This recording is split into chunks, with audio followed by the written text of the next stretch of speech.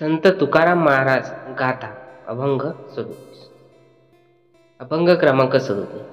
शुद्ध बीजा पोटी फळे रसाळ गोमटी, मुखी अमृताची वाणी देह देवाचे कारणी.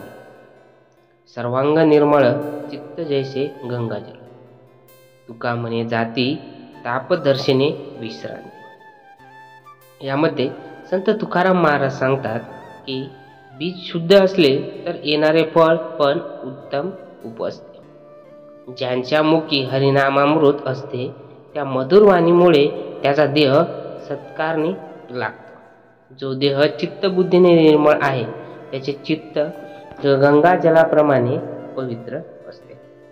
तुकाराम महाराज म्हणतात, अशा संतांच्या दर्शनाने विविध ताप नष्ट होतात आणि जीव विसावा घेतो.